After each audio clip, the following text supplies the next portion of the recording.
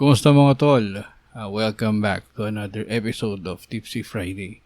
And para sa episode na ito, ngayong gabi, ngayong araw na ito, mayroon akong tanong para sa inyo. Isang magandang tanong din para isipin din natin. Ang tanong na, why do smart people believe fake news? Ulitin ko lang, why do smart people believe fake news? Kasi madalas yan napapansin natin doon sa mga tao na fina-follow natin sa ating mga social medias or whether kaibigan natin ito o mga lagi nating mga nakakasamang mga tao, mga katrabaho, na kadalasan sila yung mga smart intelligence as we expected them to be, di ba? But apparently, they believe what we perceive or naiintindihan natin o alam talaga natin na fake news, maling balita o maling impormasyon. Pero sa mga taong ito na mga tinitingnan nga natin as smart or intelligence or maalam, naniniwala sila sa mga fake news na ito. Okay? So, pag-isipan natin, pag-usapan natin para sa episode na ito. So, nakita kasi natin yan, medyo ini-expect natin. I mean, we expect and talaga nga namang mga educated itong mga ito, di ba? And somehow they are successful in their profession and they are very articulate, and they can explain complicated things. Ito yung mga tingin natin ng mga smart people. But suddenly, makikita natin sa mga social media accounts nila or minsan makausap mo sila, naniniwala sila something sa isang online news or whatever news na pareho ninyong alam, pero alam mo on the side na yun ay hindi naman totoo. Pero on his or her side, naniniwala siya na totoo pala yun. Pero alam natin na hindi. Okay? So, tingnan muna natin, ano ba ang ibig sabihin ng salitang smart? Okay? So, let's see sa Chrome. Let's search. Okay? Para makita natin. Based sa Google, di ba? Smart means, okay, tingnan natin dito Sabi dito, ang common meaning daw ng smart ay intelligent or clever. Ibig sabihin, madali silang matuto or meron silang problem solver sila. Ibig sabihin, example, smart student, okay? Another meaning is stylish and elegant, neat, fashionable. Iba namang ibig sabihin ng smart naman. Tungkol naman to sa attire. When it comes to technology, smartphones naman yung ibig sabihin. Pero let's say in the full meaning of smart, diba? Or a smart person. Tignan natin smart person. Ayun. Definition ng smart person. So, sabi ng AI or AI overview, a smart person is someone pala. Smart person is someone with a high mental capacity who learns quickly, solves problem well, and adapts easily to new situations. So, what are the traits based on the artificial intelligence overview? Quick learner, problem solver, adaptable, curious, and self-aware. Diba? And when we say quick learning, pakinggan natin, basahin natin na mabilis daw sila makagrasp ng mga ideas or skills and information. Good problem solver, they use logic and reasoning para makasagot ng mga mahihirap na tanong. And adaptability, they adjust well when plans change or when they face unfamiliar environments. And curious daw sila. And of course, they are self-aware. Yan daw yung mga smart people based dito sa definition na ito. So, let's see. So, going back dun sa sinasabi natin, pinag-uusapan natin, na all of a sudden, makikita mo sila na on their Facebook page or makakwentuhan mo, i-share sa'yo bigla, na, uy, nabalitaan mo ba? Nakita mo ba sa news? Si ganito raw. Ay, kung ano-ano bang information. Tapos, alam mo pala na hindi naman para totoo yun, di ba? At, syempre, ikaw, magtataka ka. Parang sasabihin mo, aba, ba't naniwala siya rito? O hindi ba niya na-realize na hindi naman pala yung totoo? O, pinaliwanag na natin kanina anong ibig sabihin ng smart as defined by by Google, di ba? So, tingnan natin so based din dito sa nabasa ko intelligence. Pag-usapan natin ano naman yung intelligence. Okay? Tingnan natin ano ibig sabihin ng intelligence or intelligent. Intelligent. Ayan. So, ito na. In AI overview again, intelligent means having the mental capacity to learn, understand information, and solve new problems successfully. And based kay Merriam-Webster naman, sabi niya rito, having or indicating a high satisfactory degree of intelligence or mental capacity.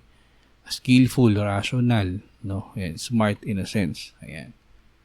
And since mga tol, na nalaman na natin ano yung definition ng smart and intelligent, naintindihan na natin and may mga common understanding na tayo. So, syempre they are educated, they have degrees, somehow they are professionals, they are good in solving problems, and madali silang makaunawa ng mga bagay-bagay.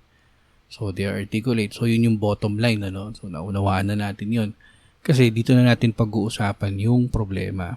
The problem is, knowledge, intelligence, critical thinking, at kung ano pa man, good judgment, wisdom, ay hindi pare-pareho.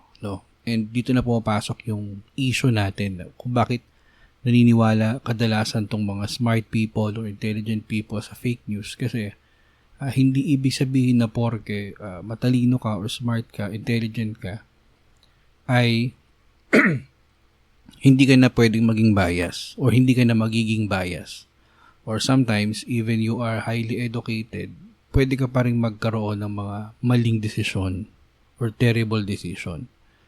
And marami kang mauunawa ang mga katotohanan o mga facts or everything na stories na malalaman mo, pero meron pa rin possible misunderstanding para sa'yo kung ano ang ibig sabihin ng balitang ito.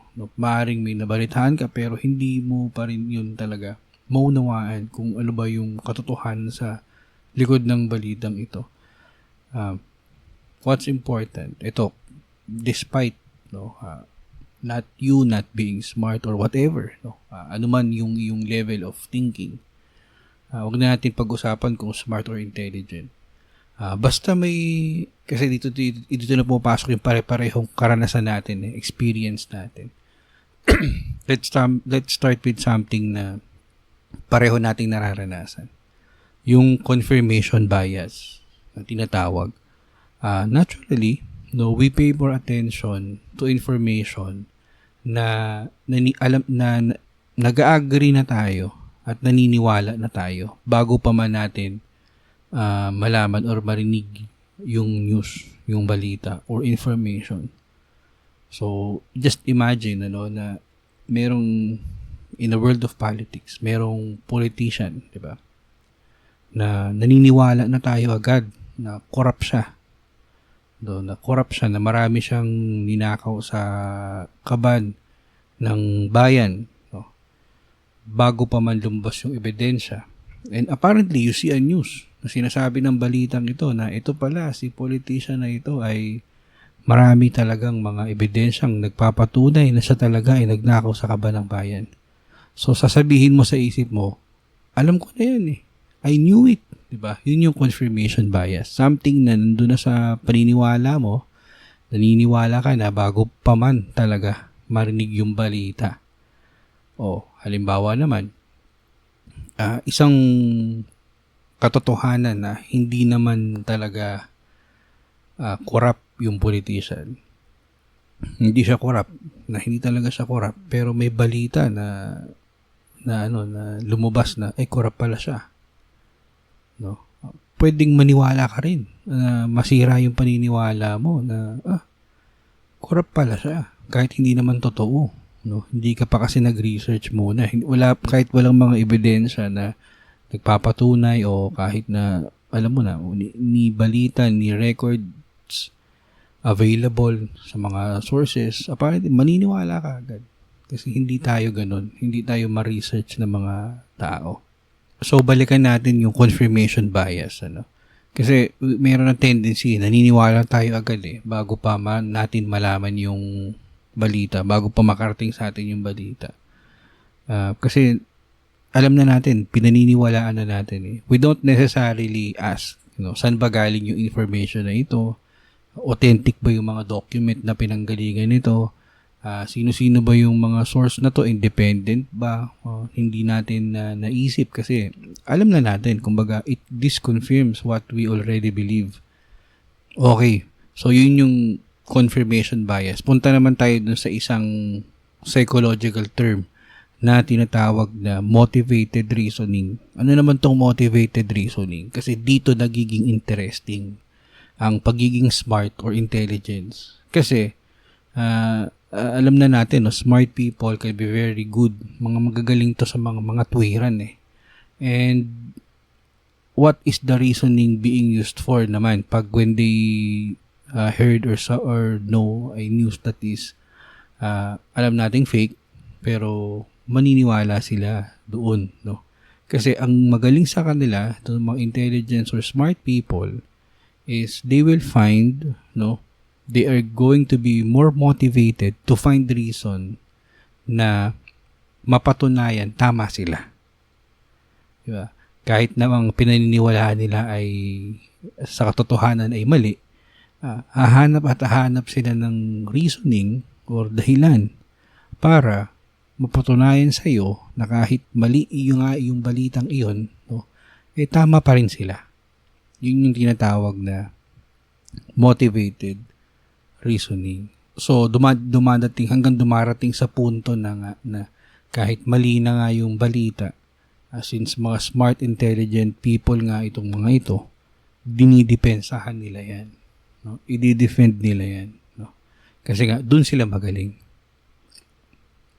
And, being smart and intelligent nga, they can be very sophisticated in finding or explaining things. And makakahanap sila ng mga ebidensya na magpapatunay na yung kanilang pinaniniwalaan ay totoo. So, they will bombard you with arguments and sometimes very convincing, these smart, intelligent people. But I will tell you, that sometimes convincing argument are not necessarily true argument. Hindi yun yung, para sa akin lang, hindi naman yung kasi ang katotohanan. Kaya kahit paano pa nila i-argue yan, hanggat mali ay mali pa rin. Ang maling balita ay maling balita pa rin. Diba? Okay. So, isa pang pag-uusapan naman natin regarding sa fake news, Intelligent, smart people believing in fake news. So, nalaman na nga natin, mayroong confirmation bias, mayroong motivated reasoning. Ito pa isa, emotion. Sometimes, ito naman, punta naman tayo sa fake news. Sometimes, these informations are very emotional in nature. Fake news are very emotional, in nature. Halimbawa na lang, walang pasok, may bagyo, walang pasok. Nag-declare na daw ang Malacanang na wala nang pasok, class suspended na because of a weather disturbances. Siyempre, very emotional yun, Kasi, okay, walang pasok. So, alam naman natin sa Philippine culture, sa ating public administration, diba? Inaabangan yan tuwing tag-ulan. So, very emotional yung mga ganyang balita. Kaya once na may makita na tayo sa news na walang pasok at pansinin natin ang header, very, very fake talaga. Pero kamukha talaga ng original post Diba na walang pasok, galing daw sa Malacanang. So, maniniwala tayo agad. Hindi na natin i-verify yan. Kasi nga naman, nandun na yung emotion. Diba? Something na emotionally, ikaw ay naka-connected dun sa balitang iyan. Kaya naman, maniniwala ka agad. So, again, parang somehow, mayroon ka na ring bias dun kasi nga, ini-expect mo na rin na walang pasok because of the bad weather nga naman. Pero nung makita mo na yung news, hindi mo muna verify. Nagsama na yung confirmation bias at saka yung emotional connection mo dun sa news. No? Hanggang sa itong mga balitang ito, sinare na ng mga kaibigan mo, na-share na sa iba't ibang mga social media platforms, no, hanggang naniwala ka na, no. Kasi yung familiarity, mukhang totoo na nga na walang pasok kasi nagkaroon na ng mga repetitions, no, nung pagpo-post sa maling informations or maling balita. Okay? So, in a much larger situation, much larger perspective, problema ito. Problema talaga yung fake news. Lalo na kung yung mga naniniwala dito o yung mga nag-share dito ay yun talagang mga personality na talagang mga matatalino or mga smart or intelligent persons. Because meron nang papasok ng mga public opinions no, na maniniwala ka na. And it can also affect elections, and it can form an effect to government or trusting the government, syempre mga social conflicts at iba pa. Kasi yung mga informations na dumarating or yung mga sources or bases were coming from the smart people or intelligent persons na mali naman yung balita na sinishare nila or pinaniniwalaan nila. So, ang delikado rito, no, hindi lang yung mga taong naniniwala sa fake news, kundi hindi na nila ina-articulate ng mabuti o hindi na nila nire-research muna bago nila hindi mo na sila nananaliksik ng mabuti bago nila i-share or bago talaga nila tuluyang paniwalaan.